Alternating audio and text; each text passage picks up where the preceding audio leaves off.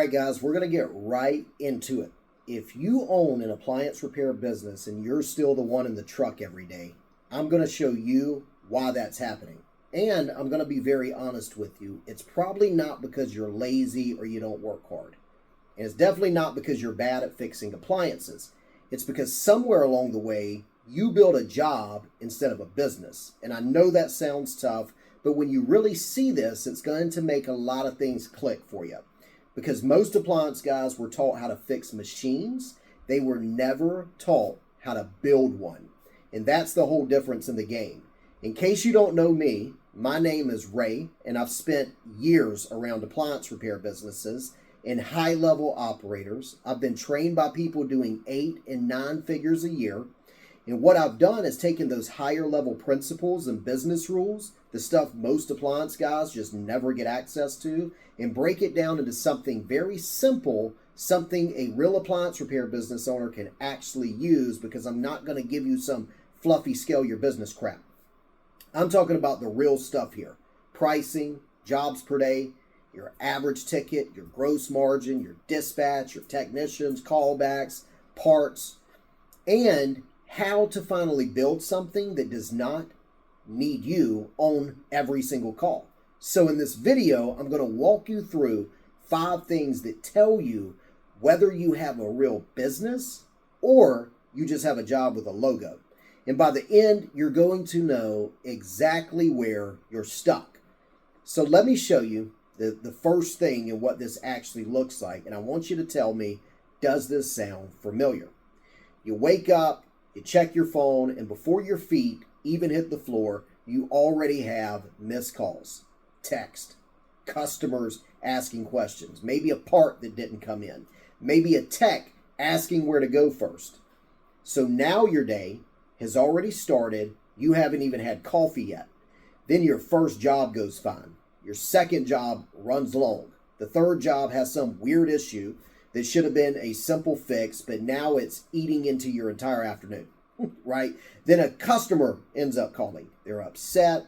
Then you're trying to squeeze in one more job because of it, and you know that your schedule's already packed, but you do it anyways. Then finally you get home and you're still answering the phone.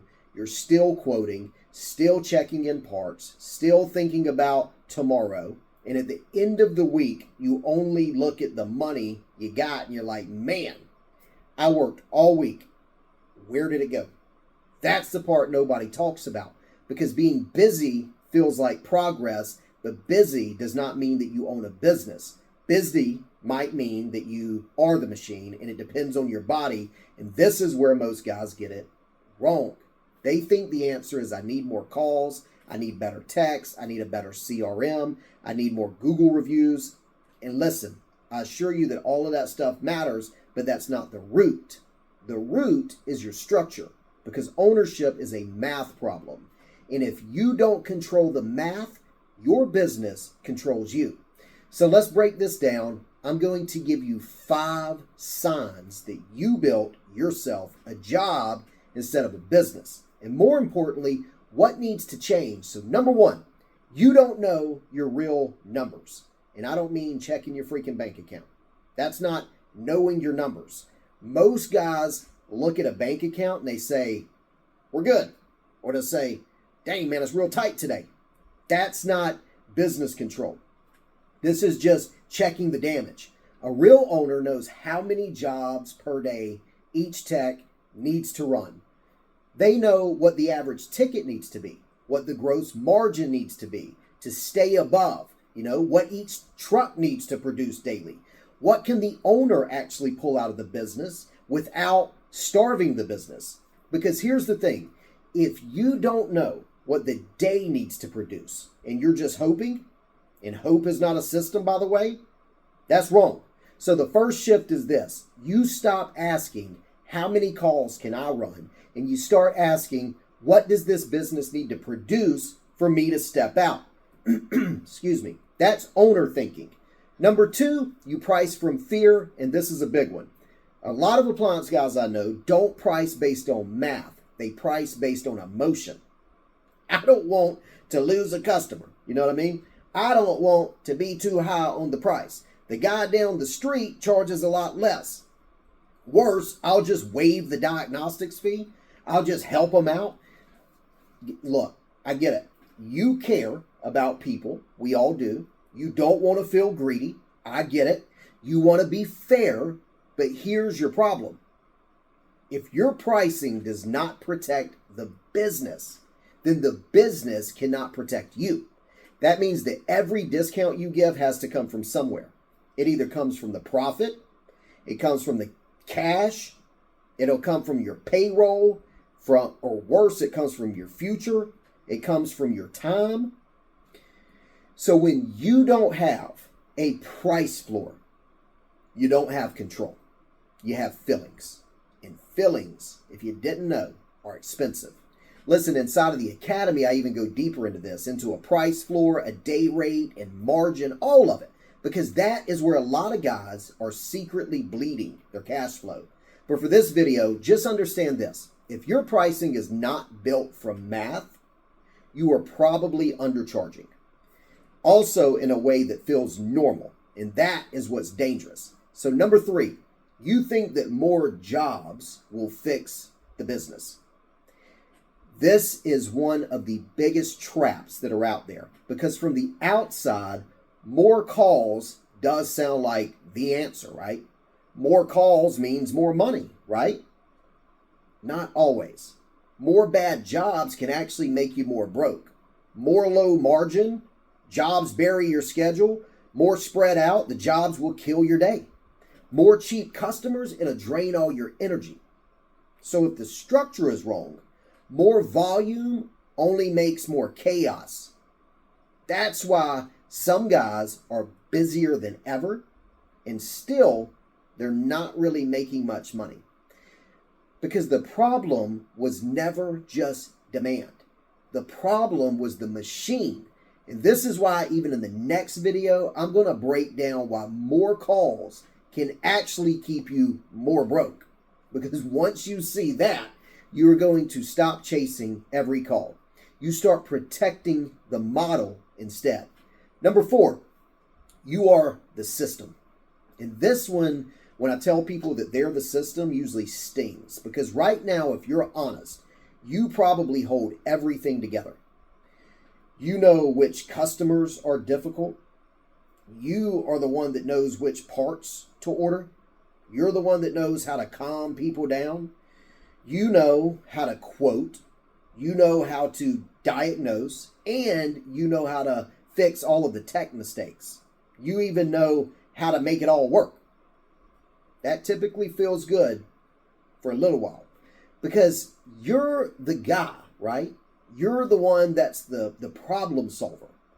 You're the one everyone else needs. But that also means you are the bottleneck. And if everything depends on you, then the business can't grow past you. That is not freedom. That is unfortunately a prison with invoices. Technicians solve problems.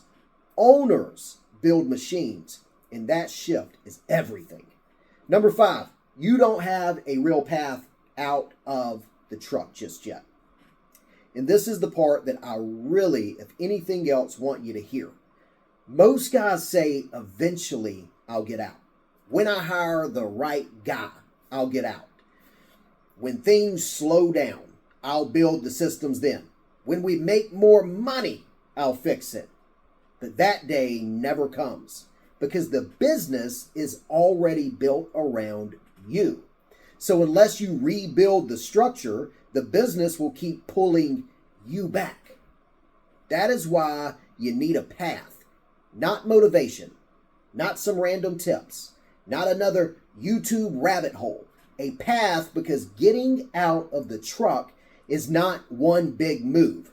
It is a sequential order, a sequence. First, you got to control the math. Right? Then you got to go and fix the pricing.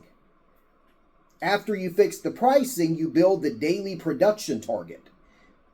Then after that, you clean up your dispatch. Then you build the technician system. Then you manage by numbers instead of emotion. That is how you start becoming the owner, not just the best tech in the entire company. Now, let me show you this really simple. Technicians run calls. You solve problems, you make money when you work, right? Everything depends on you. In an owner business, the numbers are tracked, the pricing is structured, the routes have targets, and the techs follow a process. The business produces without you on every job. And this is why I keep saying you don't need more chaos, you need structure. Structure changes ceilings. Because when the structure changes, your income ceiling also changes. Your time ceiling changes.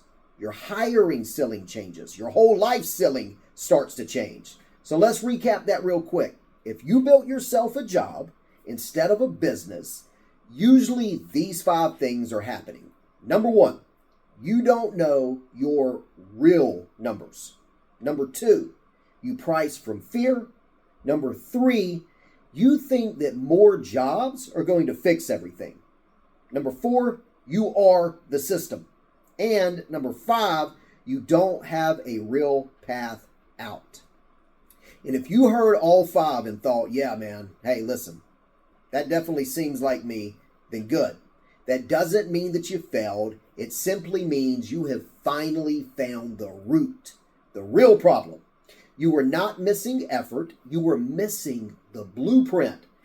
Now, this is exactly why I built the Appliance Business Academy. Not as another course you binge and then you forget like Netflix. Not as more random information. It is built as a guided path, a 10-week build path. And I'm setting it up so that the videos for you, they drip every 10 business days.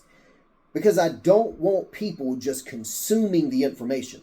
I want them implementing all of it. Because that is the real issue. A lot of guys already know that they need to change.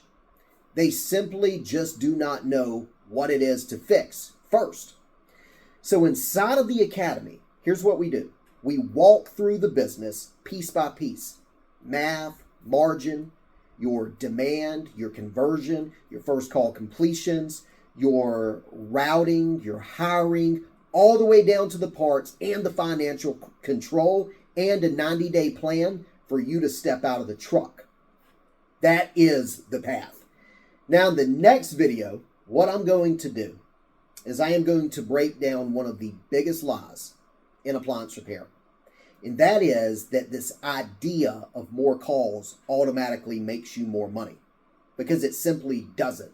In fact, more calls make you, or it can make you, more broke if the model is wrong.